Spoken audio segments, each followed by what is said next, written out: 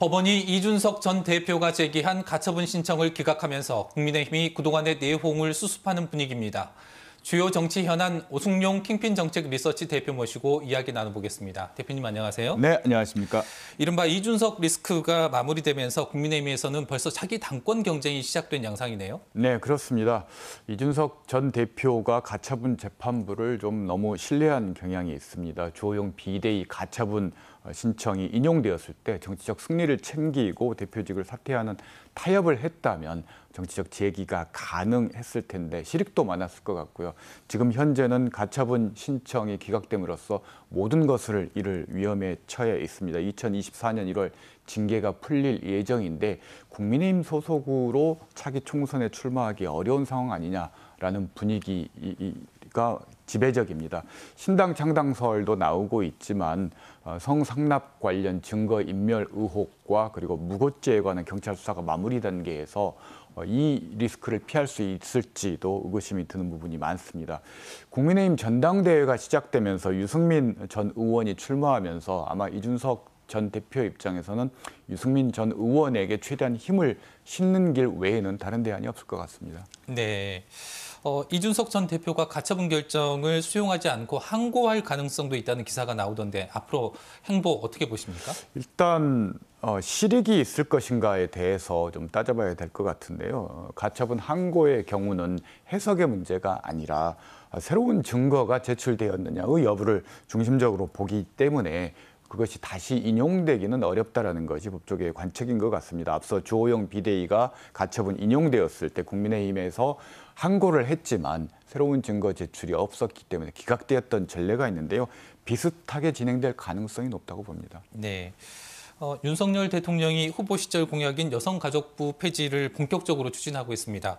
배경과 전망 어떻게 하십니까? 일단 국민의힘과 대통령실에서는 가족부가 젠더 갈등을 조장하고 민주당 대선 후보 공약을 개발하지 않았냐 뭐 이런 공격들을 하고 있고요. 그래서 이제 대선 공약으로 내걸었던 것을 실천하고 있는 것이다라고 입장을 밝히고 있습니다. 지금 의원 발의안으로 제출을 한 상태인데요.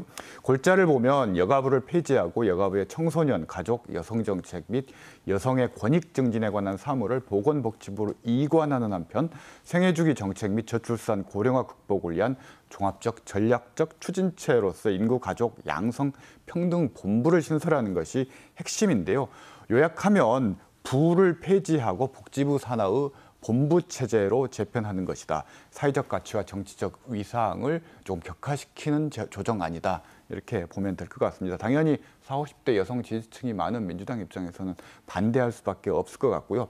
민주당 입장은 보훈처를 국가보훈부로 격상하는 문제나 재외동포청 신설에는 반대하지 않고 있는 상황인데요. 현재로서는 여성가족부 폐지안이 처리 가능성이 높지 않지만 예산안 협상 과정에서 민주당의 수정 대안이나 또는 패키지 딜로서 처리될 낮은 가능성은 남아 있습니다. 네. 이재명 더불어민주당 대표가 일본이 한미일 연합훈련에 참여한 데 대해 한반도에 다시 우길기가 걸릴 수 있다며 연일 비판 수위를 높이고 있습니다.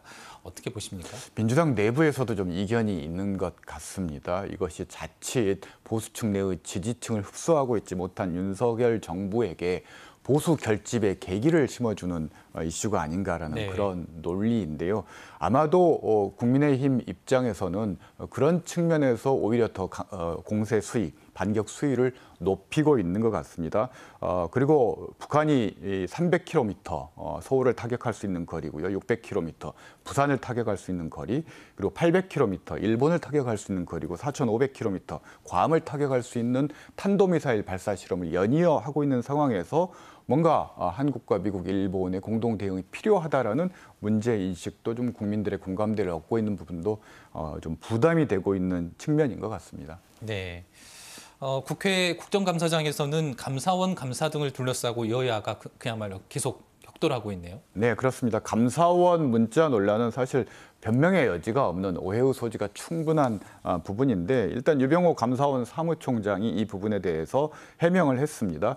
문자에 대해 소통은 정상적이었다라고 밝혔고 그리고 문자가 논란거리를 제공해 송구스럽다며 유감 표명을 네. 하긴 했습니다만은 근본적으로 이 논란에 대해서 사과를 한 것 같지는 않습니다. 민주당에서는 당연히 이 부분에 대해서 국정조사를 검토하고 있는 것으로 입장을 밝혔고요. 또 최근에 감사원이 공공기관 이사장들의 민간인 시절 열차 탑승 기록 제출을 이유로 이게 이제 민간인 사찰이다라고까지 주장하면서 이 부분에 대해서도 공세를 가속화하고 있습니다. 네. 지금까지 말씀 잘 들었습니다. 네, 고맙습니다. 감사합니다. 지금까지 오승용 킹핀 정책 리서치 대표였습니다.